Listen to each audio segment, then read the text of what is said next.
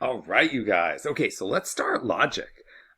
First, we look at inductive reasoning. This is not the type of reasoning we're really going to develop in this course, but this is, an amazingly powerful form of logic that we use so much in our life, both for good and for bad.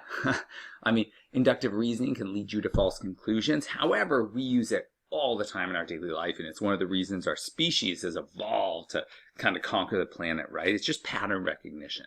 So inductive reasoning is just seeing what's happening and predicting the future, right? That's it, right? Your conjecture is your educated guess. That's what we call it. We say, oh, I'm going to conjecture that the sun will rise tomorrow because it's risen every other day, right? But you can't be sure about that. You're just using past experience to predict a pattern, but that pattern could change, or you could be coming to false conclusions, okay? So the conjecture is the educated guess, and just in general, it's way easier to prove something is false than it is to prove something true.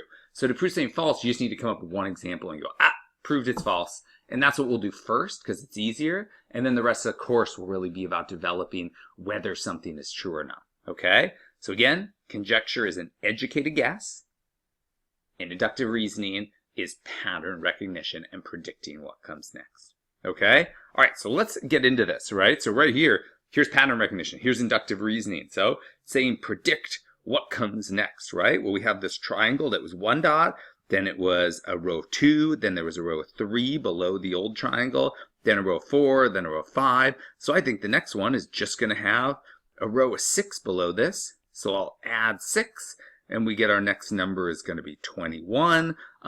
But the pattern could have been just repeat, right? It could have just said, nope, joked ya. It's 1, 3, 6, 10, 15, repeat. That was my pattern. Boop, boop, boop, boop. So you can't be sure, right? Or the pattern could have been like, no, we're actually going up then down, then up then down, then up then down. So it could have been, the next one could have been 50 or 10 after that. So you don't know, but prediction is, I think the next pattern, it's going to be 21. There's going to be another row of 6 dots below. That's my educated guess. That's my conjecture. I have no idea if it's valid or not, okay? So an example conjecture you have made outside of school. How about, I think Target is going to open tomorrow morning at around 8 to 10 in the morning, and I could go buy some, some food there. Okay, that's my conjecture, because in the past, Target has opened. I think tomorrow it's going to open, okay? Determine whether the following conjecture is always, sometimes, or never true. This is my favorite, if not my absolute favorite, one of my favorite questions ever. Sometimes, always, and never. You have to look at every infinite possibility and see, is there one case when it's true? Is there one case when it's false? What's the blend? Okay. So anyways, collinear points, D, E, and F, collinear. And is this true? Oh, we remember this. DE plus EF equals DF. So the distance from D to E and the distance from E to F is equal to DF.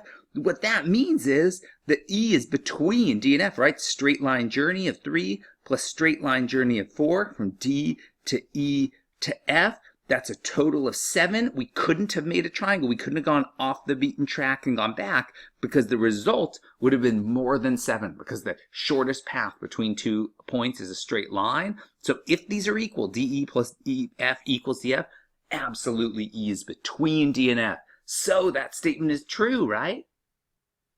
Sometimes. Why is it sometimes true? Because it could have been like this. Here's D and F, and E could have been over here. And in that case, going 3, and then going the 7 here, so going 3, then 10, is not the same as the distance of 7, right? So DE plus the whole EF is not the same as going from D to F. So just because the points are collinear doesn't always mean that E is between the other 2 points. It could be on the outside of the D area, or it could be outside on the left area. So if you make a line with a D and an F, actually there's, it's like the chances that it's in here versus this side or this side, I don't know. That's, you're infinity out of infinity. So that's crazy. We can investigate that in calculus. But the big idea here is it's sometimes true. Okay, if E is between the 2 points, yes, it's true. If E is outside the 2 points, it is false. So the answer there is sometimes. What a cool problem. Okay, so a counterexample is us trying to say, I found an example that proves that statement is false, okay? In geometry, we say that a statement is true if it is always infallibly 100% true. Otherwise, we say, nah, it's not good. Even if it's true 99.999% of the time, it's not a valid statement. There are exceptions to the rule. It's not a true statement, okay? So for example, the conjecture, if I start with x squared equals 9 and I make the conjecture x equals 3, that's sometimes true, but x could be negative 3, so we say that is a false conjecture, right? We don't know that it is true. We are not absolutely certain. It was a guess that might sometimes prove true, but it is a false statement in geometry, okay? And our counterexample is x equals negative 3. We proved that conjecture is false, okay? That conjecture is false. We found a counterexample. Counterexample is x equals negative 3, okay? Now, what does it mean for it to be a counterexample and really prove the rule false? Okay, what it means is we have to trigger the first thing to be true. So the given has to be true, right? But then it leads to a false conclusion. So if I say something like, if it is sunny, then I will go to the beach. The only way to prove that is false is to say, okay, the if part is true, the sunny part, the given is true, okay? So it is a sunny day, and I watched you. You did not go to the beach the whole day. I watched you from midnight 0001 on the clock to midnight the next day. You didn't go to the beach at all, even though it was sunny. So the if part was true, the given was true, and it led to a false thing. Now, common misconceptions here are, people will say, oh, it was rainy and you went to the beach. I caught you. But on a rainy day, that has nothing to do with my statement that if it's sunny, right? My statement of if it's sunny then only has to do with sunny days. It has nothing to do with rainy days, nothing to do with cloudy days, nothing to do with, I don't know, anything else. It only says if it's a sunny day. If it's sunny right now, then I will go to the beach. So to give a counterexample, we have to satisfy the given first, and then we have to show that it leads to a false ending, right? So here we said x equals 3 does satisfy the given. Yes, x squared is 9, okay? But, oh, x is not equal to 3. So we had a true given lead to a false conjecture. That's why that was a counterexample. Okay, so let's come up with some more. Here's another. So we're going to say whether this is true or false. So x is an integer. So an integer is any whole number, positive, negative, 0. Then negative x is negative. So this is false. It's common that kids will say yes if their algebra skills aren't super honed. And the reason is if we start with like x equals 3, then sure, negative x equals negative, and I just replace x with a 3, that's negative 3. Okay, that does work. But what if I do x is 0? Well then, negative x is negative 0, or just 0. That's not negative. And also, what if I start with a negative number, like negative 2, right? So then negative x would be equal to negative, and I put parentheses, right? And I'm replacing the x with a negative 2. So negative is a positive 2, right? So if x is a positive integer, then negative x is negative. But no, if x is just any integer, including zeros and negatives, what that does is it checks off, yes, it's an integer, but it leads to, no, negative x is not negative. So those are both counterexamples, and in fact, any negative integer would be a counterexample there.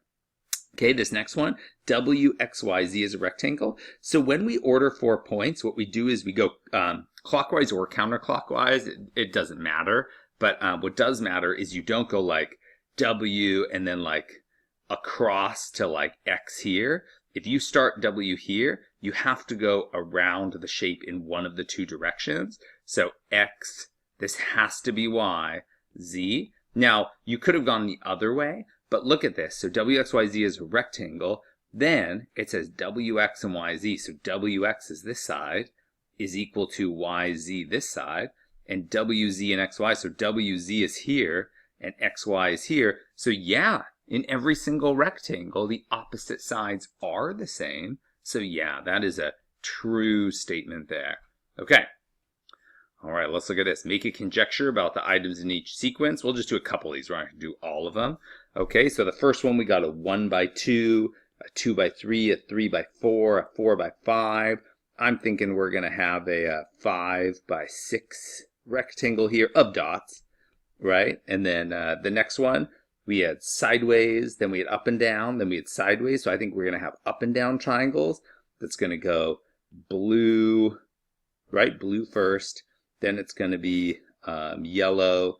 Then it's going to be, so there's 2, 3, 4, so we'll have 5. So then it'll be blue, then it'll be yellow, and then it'll be fifth one, blue. Let's do a couple more. So here they're doubling, times 2, times 2, times 2. So I think the next one will be 32. This next one, it looks to me like they're adding 2, adding 3, adding 4, adding 5. So I think add 6 to 24. If you skip around, I don't know. Let's go to the pictures maybe. Whoa, this one's a crazy one.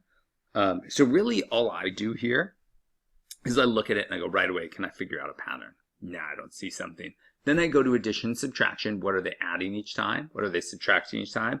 And then I go to multiplication. So in this case, if I did subtraction, I go they minus 8, then they plus 24, then they minus, I don't know, that's crazy. Okay, what if we try multiplication?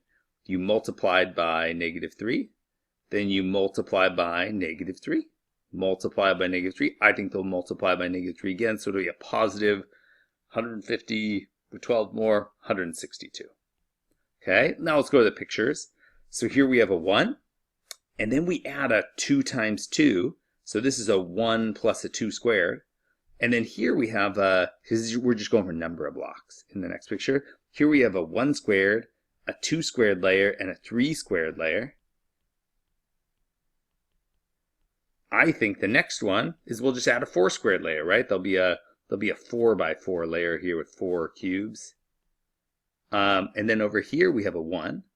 And then look at this. So on the bottom we've got that same 1 square underneath, and then we've got 2 more. So we started with the 1, and then we added a bottom layer that had a 1 and a 2 in it, right? And then in the next one we started with the 1, and then the next layer had the 1 and 2 more. So we add that second layer, which is 1 plus 2. And then on the next layer, look at this, we have that 1. Then we have, and I'll do it in a different color, we have the 2. And then, I'll do it in another color, I don't know, let's do yellow. Then we have whoa, I can't draw, so let's just do 3. So the second layer had a 1 plus 2, and the third layer, writing yellow doesn't work. The third layer had a 1 plus 2 plus 3. Or in other words, the first layer had a 1, second layer had a 3, the next layer had a 6.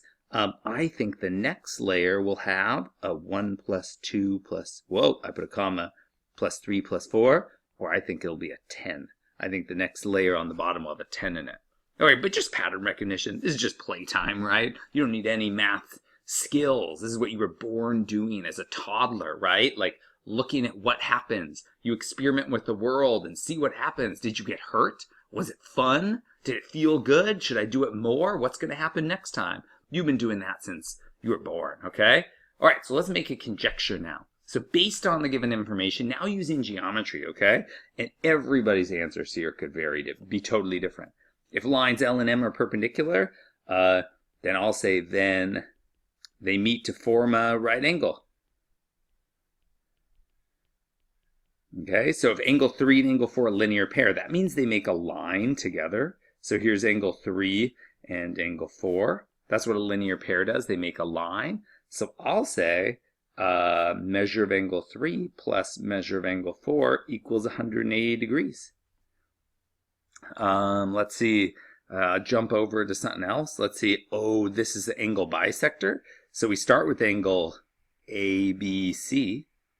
And it says ray BD, so that ray BD is an angle bisector. So I know that these two angles are the same. So I know that angle ABD must be congruent, because that's what a bisect means. It cuts it into 2 equal parts. So angle ABD is congruent to angle DBC. Okay, what about angle B is a right angle in triangle ABC? So we have ABC, and this is angle B is a right angle. Well, then I'm going to say triangle ABC is a right triangle. Okay, so these aren't so much conjectures as things that we could prove, say, in a few sections from now, just using simple definitions and very few steps of logic. But for now, we don't have that systemic proof built up, so we're just waving our hands and saying, I'm pretty sure this is true from my one chapter of geometry so far. Okay, we'll do a couple more problems here. So determine whether each is true or false, and if it's false, give a counterexample. So if these two things are complementary, then angle 1 and angle 2 form a right angle. So complementary means they sum to 90 degrees. Super common mistake. Yes, it's true. Oh, but it's not. How could they sum to make 90 degrees, and yet they don't form a right angle? They sum to make 90 degrees. I would pause here and try and figure out how could two angles add up to 90, but not form a right angle, okay? Dun, dun, dun. Pause. Okay, answer is they could be separate, right? One could be a 30 degrees and one could be a 60 degrees, but they could not be next to each other, and so they don't form a right angle. They're separate angles. They're not, you could be like, well, you could move them. No, but they're not adjacent. They're not together, so they don't form a right angle. Yes, if you put them together, they would, but they're not together, right? They're like, I have this crazy complicated picture and one angle's over here and one angle's over here. They don't form a right angle, right? So that's false, and that's my counterexample. I just drew two angles with numbers, so they do add to 90, but they do not form a right angle. So this one, false. And that is literally my proof right there. Okay, the next one. Given that m plus y is greater than 10 and y is bigger than or equal to 4, we know m is less than or equal to 6. So that's kind of hard to prove true because we don't have a lot of algebraic properties right now, but let's think about it. So if y is greater than or equal to 4, so let's start with it's 4. Well, then this means we take the 4 away from both sides and we get m is greater than or equal to 6. So m is greater than or equal to 6. That doesn't match with down here. Let's put in a 5. Okay? No, greater than or equal to 6. Let's put in 8. Okay, so if we put in an 8, so 8 plus 4 is bigger than 10. That's true. And 8 is not less than that. Oh, yeah, so that's no. So this is false. And our counterexample is m equals 8 and y equals 4. So that does satisfy both, right? 8 plus 4 is bigger than 10, check. Y is bigger than or equal to 4, check. And then down below, m is less than or equal to 6, nope. So that's false. And again, that was just kind of plain. I just like plugged in values. Notice that I chose the extreme value. That's kind of a good case to start. Go extreme one way, extreme the other way, or just try anything in the middle. So given points w, x, y, and z, they are non-collinear. Oh, well, I mean, that's obviously false. You could, for sure, just go like this. W, x, y, z. If you're just given 4 points, they could be in the same line, right? Why not?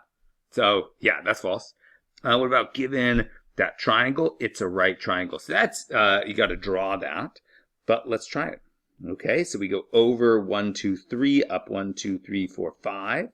Okay, so that's 1 point. And then we go over 3 and up 8, so that's a vertical line. So that's 3, 5, and that's 3, 8. And then we have negative 4, 8, so negative something up 8. Oh, that's for sure a right angle because it ends in a 8. So we have a horizontal and we have a vertical. We didn't need to do any math there. Horizontal and vertical we know are perpendicular. So yeah, that's true. Okay, and then n is a real number.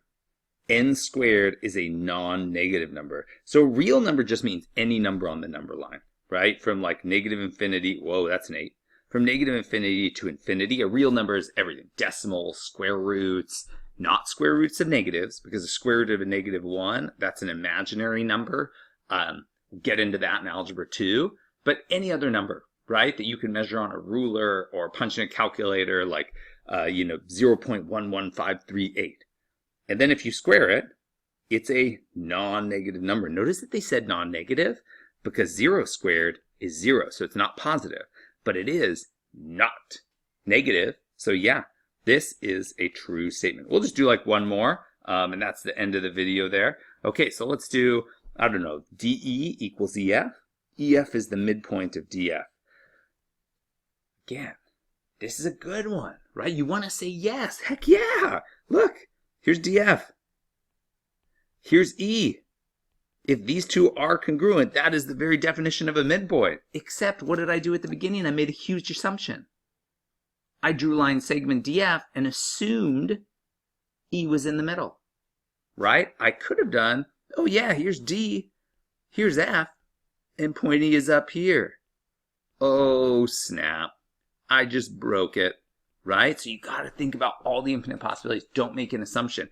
It's just saying two segments are congruent, but you're assuming then that E is in between when it doesn't have to be. In fact, we'll get to this, but actually this is on the perpendicular bisector, so it is in that symmetrical middle region, but it doesn't have to lie on this line segment. It could be anywhere infinitely distant away, and it's just forming an isosceles triangle with it. So that is false, and our counterexample is this isosceles triangle we drew there.